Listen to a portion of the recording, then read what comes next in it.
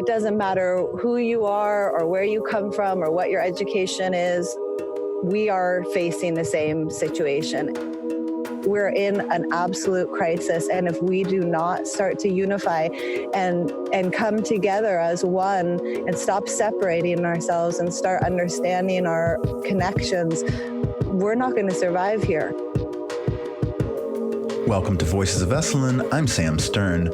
Our guest today is Lucia Horan, interviewed by Esalen's Greg Archer. Lucia was born and raised at Esalen and grew up dancing with Gabrielle Roth, founder of the Five Rhythms Method. She leads and co-leads groups in the fields of Buddhist meditation, yoga, trauma, addiction, grief, women's power, motion theater, and wild dolphins. Today, she spoke about how the coronavirus is changing our lives and how we can most skillfully dance with our new reality. Welcome, everyone. I'm Greg Archer, and it's wonderful to connect with our Esalen community here today. We have the dynamic Lucia Horan joining us for this Esalen interview. Lucia, welcome. What a delight to connect with you today. Thank you. Thank you for having me. It's a joy to be here with you, Greg. How has this time been for you? Yeah, curious time, interesting time. I think, like for many people, it's been a mixed bag with a lot of different emotions that have been coursing through this experience from the weeks as they evolve and change. And most recently, what I really feel is that this has been a time of deep reflection for me and a time to really reassess where I am and what I'm doing in the world and my impact in the world. So I've really taken this time to dip into the empty space and do some deeper reflections. So how are you staying connected to your extended community during this time? Because you do a lot of workshops throughout the year with a lot of big gatherings. I'm sure it must be different now. I mean, obviously, all of us are in a different space now. We're at home. But how are you remaining connected to your community? What are some ways you're remaining connected? Well, on a personal level, just simple ways that I think everybody is staying connected these days in the sense of a lot of internet and FaceTime and Zoom meetings and phone calls, and just trying to reach out to my friends and family around the world who I love and miss and am concerned about. I'm not doing a lot of teaching right now. I'm doing a lot of private work with clients online. And aside from that, just really trying to stay connected through seeing each other virtually. But it's hard to feel the distance, especially with my family who's very nearby, but my parents are older and we don't want to risk exposing each other. So it's been, like for everybody, been really challenging to be so close and yet so far away. And I think that's the same for many people who live near their families but have chosen to remain in the safety of isolation. Every day I feel like I want to push that edge a little bit and say, is it okay if we see them yet? And yet here we are remaining inside of our very small bubble. So the only other way I feel like I'm staying connected beyond the virtual world is just through the dance and through the prayer, which I feel like connects me to the larger network that we're a part of. What do you feel that this current pandemic, this time, is attempting to teach us? We are all in this together. Well, I think that the most obvious one is that I think most people are looking at right now, and what I feel very deeply is that we're in a situation where our world has been divided by language, race, culture, religion, education, and all of these systems, which really in the end of the day have been broken down to make us aware of the fact that we are in a shared experience of this reality. And it doesn't matter who you are or where you come from or what your education is, we are facing the same situation. And it's been really, really powerful to see everyone in the world just stop and to see that collectively we have a lot more power than we ever realized. And when you look at the crisis we're in, both with this pandemic as well as with the climate change right now, we, by simply pausing, are having this tremendous impact on the world and the consciousness beginning to change. And I think that that's ultimately what we're facing right now is a piercing of this membrane of the idea of separation. And suddenly now, as that is broken apart, we're recognizing it. This is leaving no one behind. We are certainly all citizens of the world facing this current crisis. And the humans are really on the number one of the extinction list right now. We're in an absolute crisis. And if we do not start to unify and come together as one and stop separating ourselves and start understanding our connections, we're not going to survive here. So this is a choice right now, and in whatever strange way this is coming to us, I hope that the silver lining in this experience is that people start understanding, recognizing, and making different choices to understand our impact in the global situation that we're in right now, so that we can start to see each other as unified instead of divided. And when you look at politics and we're just constantly dividing each other. And this is one thing that is bringing us together. And I hope that it has a very long lasting effect.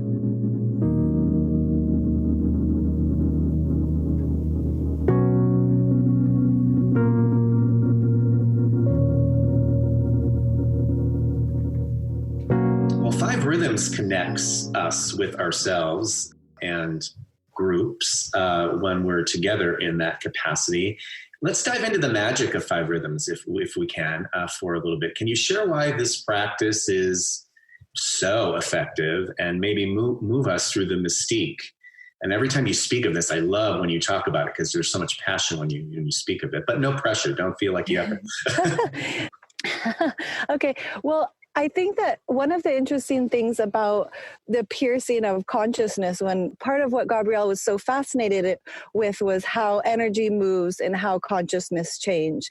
There is a very direct path, which we find in the dance, where normally we're living in this delusion of separateness from everyone.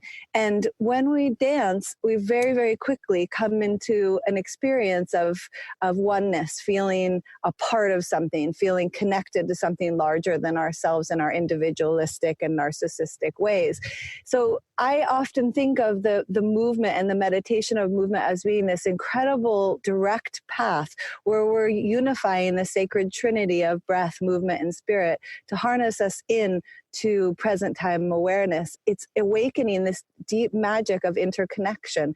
And in some strange way, that's also what this pandemic is doing. Maybe not with the glory and sweetness. It's coming with a lot of tragedy and grief with it. But the dance itself has a way to connect us very quickly. I look at this all as energy and motion. That's what Gabrielle taught us to do. And as we look at even this pandemic, we're given through the language of the Five Rhythms a way to understand what we're experiencing and simply see it as energy and motion. So here we are. And in the first weeks of this crisis happening, we're taking in the truth of this situation, and we see that as a very flowing energy. This illness has come in, and now it is permeated around the world. When we came into that truth, there became this second stage, a staccato stage, where we all had to isolate and put ourselves into protection. And staccato is the yang energy, which allows us to draw the boundary around ourselves to create protection around the heart, the body, the mind. But it also is the bridge that connects us to others. So in that yang energy, though we're protecting, isolating, and drawing boundaries, we're also finding that larger heart connection with the world, just in a different way. And as we isolate and come in, we see, there's another energy which is arising now in the planet, which is the chaos energy. It's the union of the feminine and masculine, or yin and yang energies, and it starts to break everything apart. It's breaking apart the way that we understand the world now, the way that we move in the world, the way that we interact with each other and travel to see our impact and our carbon footprint, and take things in a way I guess you say there's like this surrendering to this larger truth, which is very inconvenient for us. And life has a time where this chaos energy comes in and it starts to break everything apart. That energy, when you look at it not as negative or positive, but just purely as energy and movement, we start to see the chaos is here also to serve us in some way.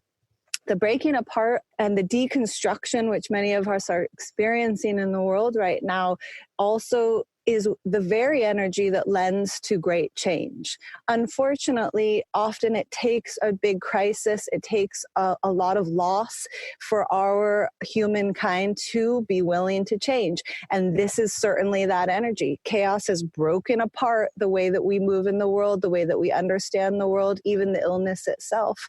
So here we are in this massive state of chaos. Our systems, our economies are breaking down.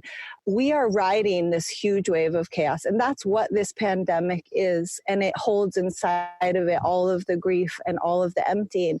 But in order for any kind of great change to happen, this is the cost. This is the way the universe changes things. So we deconstruct, we rearrange. And when we come back together, you'll see there is the lyrical stage of the energy in motion, which Gabrielle named. This state where everything is altered now from the experience that we've been through. The peak of that experience will crescendo, and as the wave starts to break and the energy starts to shift and we start to get a hold of the pandemic, we are all going to be changed. We are all going to be rearranged in some way, shape, or form. The way we move in the world, the way we interact, our awareness around our movements, our contacts, our germs, all of these things are rearranging consciousness in a certain way. And so that's really the lyrical stage of how this wave is moving through our world and breaking across our world. And it will come to the fifth rhythm as well. As we change, then we're then asked to enter into the stillness of the energy, and that is to integrate, to take time and space to allow for the changes to settle in and integrate them so that we can see how different we are as individuals and as a collective whole based on the experience of this movement and the wave of energy which has broken through our countries and our cultures and our world. And when that arc has crested and we've moved from flowing, receiving this information as deep and tragic staccato to drinking, making the boundaries to safe and protected, surrendering to the great unknown in chaos, that something bigger is happening that we can't control. Certainly in lyrical, we will be different from this experience collectively as human race. And in stillness, we will be asked to move forward and live with the truth of what has been changed due to this energy moving through our world at this time. And so we see in the language of understanding how energy moves, this beautiful reflection for what is happening right now. Gabrielle understood everything as energy, so she would see all that is moving just as in the natural cycle of life. And we are changed because of it. Accept, let go, surrender. This is happening now. And the more that we cling or push away, the more suffering we create for ourselves. The more that we can soften into the ease and grace of acceptance of what is happening in the world and that everything is changing, the more that we can have that ease in ourselves. And though it may be very painful, and it certainly is very painful for those people who are affected most directly by this virus, who have lost their loved ones around this and who are grieving now. And I think part of what we're also, our responsibility now is to also accept that grief is collectively a part of our experience, as so many people are passing away that we know that we are connected to through these threads of our lives, and that we're holding that grief and moving with that grief in a way that allows it to move and empty, so that we aren't calcified and hardened and living in a constant state of fear. The opposite of that, to hold everything in and will eventually, I think, turn into a neurosis, which is going to affect people negatively. So if we can collectively hold all that's happening right now and allow for the grieving to move through us, to serve us and wash the shores of our own hearts so that we can accept the changes that are happening now and the truth of those changes. We support each other because this is too big for us to hold alone. We have to hold this together. Think of all those who are passing now, all their families who are affected by this. We need to hold each other in this. It's too much for any one person.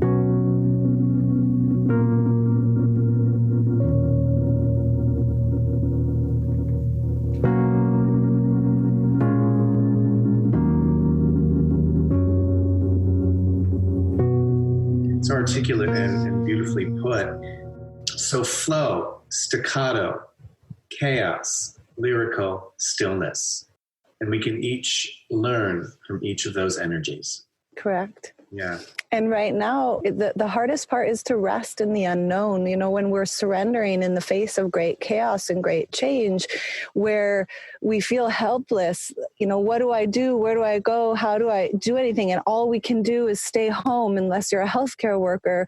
There's a great frustration in that. And we're a culture of doers and changers and making things happen. And we're so used to going out and operating that way. And now we're in a situation where the best thing we can do is to stay home and protect each other and protect ourselves. So, you know, that resting in the unknown is that chaos element. And chaos doesn't conveniently end when we want it to. You know, to really understand the energy of chaos, which I've dedicated my life to and Gabrielle's work to, you know, is like, it comes in these waves, wave after wave. And then you think the wave is done. You think that set is finished and you're exhausted from it. And another one comes and another one comes until it slowly starts to subside. But it is not convenient. It is not something that we choose. It's something that is just moving. So all we can do is rest in the unknown for now, surrender, let go, accept what is, and know that this too shall pass. And it may take time. Well, you talk about, you know, since we are all at home, we can move and practice these different phases or different aspects of the 5 rhythms at home. If you were to suggest to people a good way to begin, even if they're new to it, what comes to mind? I mean, can they go to your website? Can they look at some things that might inspire them to actually begin practicing that kind of movement? Absolutely. Yeah. We have a tremendous amount of online offerings right now. So if you go to the 5rhythms.com website, then you'll see the listing of all the online classes there. And they're going on at every time of day around the world. We have over 400 teachers around the world, and many of them are now holding online sessions. So there's also a 5 Rhythms app, which allows you access to classes and lectures and workshop information, which is just readily available. And I always, of course, invite people to read Gabrielle's books. And now that many people are at home, maybe having more time than normal, to look into the work that she's written, because it's really profound. That's beautiful. Thank you. So I'm curious, having been close to Gabrielle, what are 1 or 2 amazing bits of wisdom that you took away from being with her and working with her? Because she was quite an extraordinary being. Well, there's so many things to pull from and so many moments that I've shared with her in my life of growing up and on the dance floor and with her. One of the most powerful things that she taught was about the discipline that it takes to be free. And though her form is a method, there's a tremendous amount of freedom inside of it. And I think that a lot of us are looking for a sense of connection, feeling isolated in different ways in our lives. And she offered us this very simple map to understand how energy moves and to work with a discipline that has a tremendous amount of freedom within it. And I've realized over the years that there is something so simple about that, that when I'm able to trust a very simple method, a method that works and has worked for a long time, all the magic happens inside of that. If I simply just trust the rhythms and trust the practice, everything else happens. And I don't need to add anything to it. It's something that the deep wisdom around understanding the relationship of the yin and the yang, the discipline and the freedom, and the stillness and the movement. And there is represented all of life in some degree. Gabrielle was a mystic, she was this incredible mystical person who could look straight through you. I mean, one of her greatest abilities was her capacity to see people, to really see them deeply, and to pierce straight to the core. She gave me an understanding and a connection to my body as a vehicle and a vessel and an oracle to connect to the divine and connect to myself, connect to others, to connect to the universe, to the great mystery, to the spirit, to life, and to see beyond the normal understandings of division and separateness. And I think that it's in that place that for me, I wanted to journey, but also wanted to come back and be able to share with others so that our world can live in a more connected and compassionate way.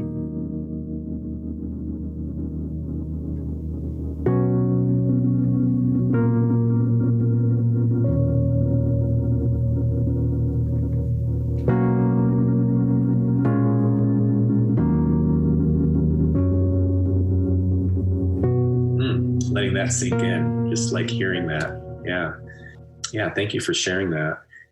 How would you define spirit? The great unknown.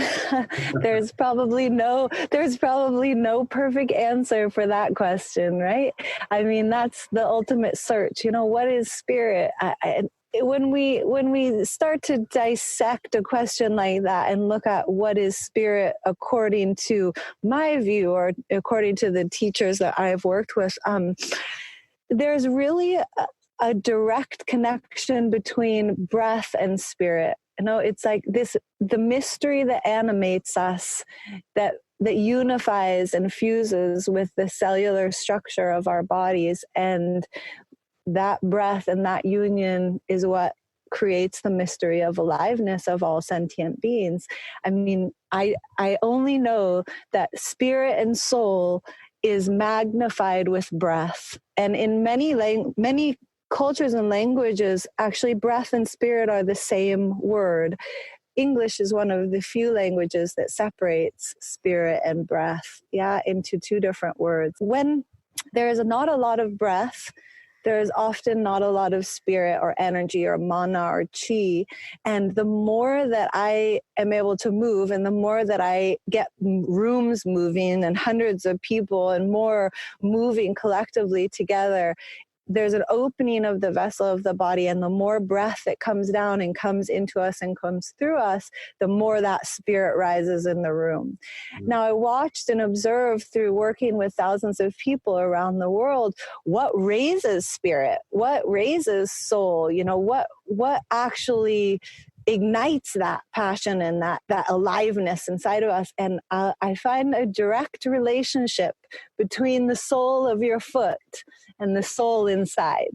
The sole of your foot and the soul inside. And when we lift our feet and we raise the sole of our foot, and then we start to come alive, and we become more alive and more awake and more attuned and more alert. And all of the senses awakened and alivened at the same time. So my journey towards awakening soul and awakening spirit and understanding and even asking that question of what is this, is to say, raise your foot up, raise your soul up, raise the sole of your foot, and you raise the soul of the body. Where does soul come from? It comes from the deep down, from the roots, from the ancestry, from the earth. That's where we're driving and drawing that power from. When there's no breath, when there's no movement, the soul is not moving, the soul is not moving, the feet are not moving, the breath is not moving. It's all diminished. The bandwidth of our experience is slowed down so much. And then the more that we awaken the soul, the spirit, it becomes alive, the breath becomes alive, the broadband starts. And that's where this deeper communication happens. Oof. Love that. What do you love most about the work that you've been doing, this work?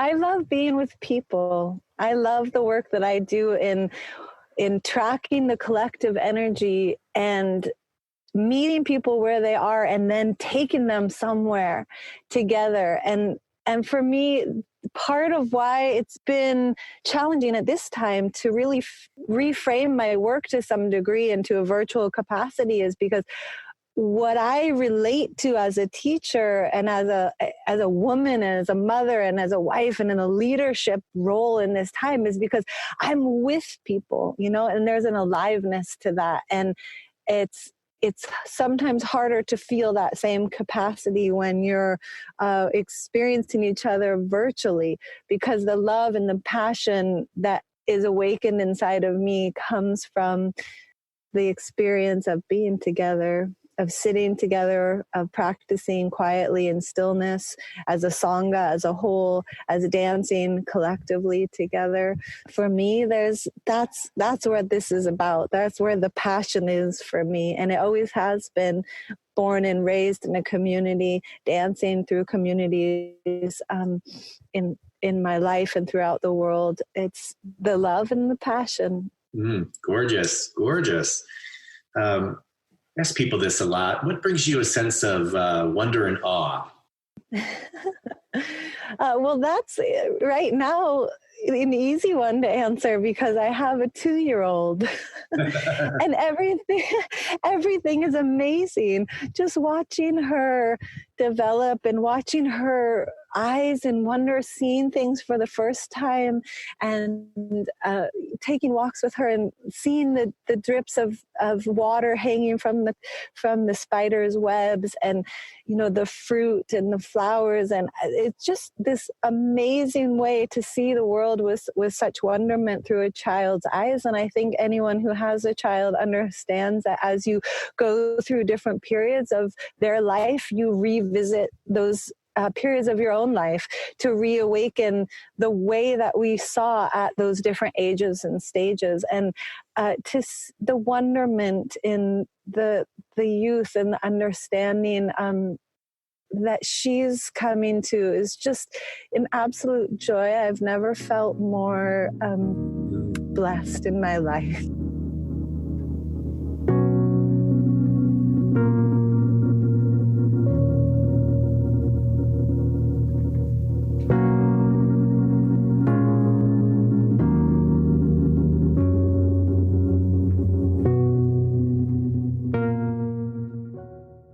Esalen's a lot about expanding our human potential. How has this work helped you expand yours? Well, that's a great question. The work that I do has many folds inside of it and many facets, but primarily I'm first and foremost trained and studied with the 5 rhythms, but also deeply, deeply connected to the insight practice and the path of the Dharma, the path of the Satipatthana, the path of awakening or becoming. As Rumi said, there are 1,000 ways to kiss the ground, and there are 1,000 gateways in. As we access our human potential as individuals, we're also accessing our human potential as a collective. For me, one of the biggest pieces of that experience has been, as I've worked through my own process of healing and different traumas, to be broken apart in soul, mind, heart, and body through trauma, and the impact of trauma kind of splitting apart all of these different aspects, which I thought I had a grip on understanding. And for myself, living through experiences where I felt very victimized and not sure if I would ever change the view on that, doing the work has helped me reframe the relationship to my experience of what I've lived through. And that reframing has brought a tremendous amount of appreciation and gratitude and joy to things I never thought I would be in appreciation for. And that's to say that as we shift and do the work, we start to take each of the pieces of our own brokenness and put them together into wholeness. And that resiliency of recovering and unifying actually has made me much stronger than I ever thought I would or could be. And in that, I've been expanded my own capacity for compassion, and as I've leaned into my own suffering, I've also come to a place of healing, which has allowed me to help and hold space and be with other people's suffering in a very, very deep way. And when you look at the sitting with and hearing the stories and dancing through the things that people are suffering in their lives of losing children and parents, and there's just the traumas of our culture. We are in an era where we need to be able to go beyond ourselves and beyond myself and my issues to transform them so that my greatest hindrances can become and has become my greatest strength. And as that becomes a strength and a power, then I also am empowering others to do the same so that we collectively can grow stronger and expand our capacity to be with what is in ourselves and what is in the world around us. And I think that that's a huge aspect of our human potential, is like to transform our own stories. We can't change that there is pain. We can't change what the story is, but we can change our relationship to it. And that itself brings a tremendous amount of liberation, which I think is the ultimate work of the Dharma and the work of awakening our human potential individually and collectively. Yes to that. Yes. Well, one last question for you. What's the most interesting thing you've been learning about yourself lately? I wish I just had a perfect answer for you, Greg, on that one. I might have to get back to you. But what I know right now feels like very little.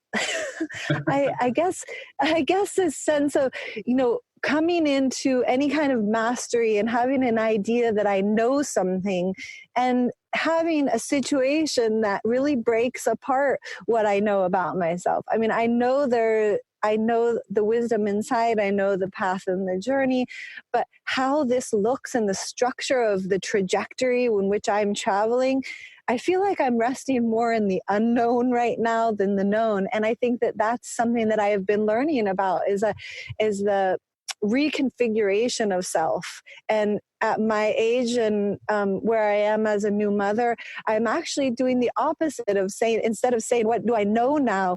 I'm actually doing the opposite and asking myself, who am I now?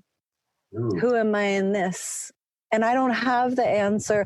I'm looking for the answer. And I'm asking the universe, who am I now?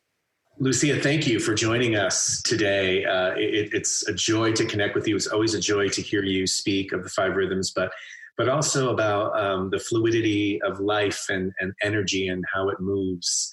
And you articulate it so well. Where can we point people to learn more about you and your work? Please visit my website, which has a tremendous amount of information on it, luciahoran.com. And I have a lot of videos and information there, and also break down how I work. So all the classes that I'm offering online now are free, and you'll be able to get the information there off the website, luciahoran.com. And you'll also be able to see the book, Dancing with the Dharma, which is a beautiful book of Dharma and five rhythms. So if anybody's interested in learning more about that or doing some private counseling, mentoring with me, all the information is there on my website. And for everyone, Lucia does workshops at Esalen throughout the year. Please stay connected with us. Learn more about Lucia's workshops and all of our workshops at esalen.org/learn. you can stay connected with us during this time. We have a lot of different content that's coming out to inspire folks and keep us all connected during this pandemic. Dive into our site and press Learn More. If you click on that and click on Connection in a Time of Social Distancing, you'll see a whole bunch of things there that might inspire you. So thank you for joining us today, Lucia. Thank you again for your time. And may we all venture forth with some grace and ease. Thank you, Greg. It's been lovely to be with you. Anybody who wants to email me, have any questions, please do so. I'm available and I respond to everything. Thank you so much, Greg. Thank you. Everyone be well. We'll see you very soon.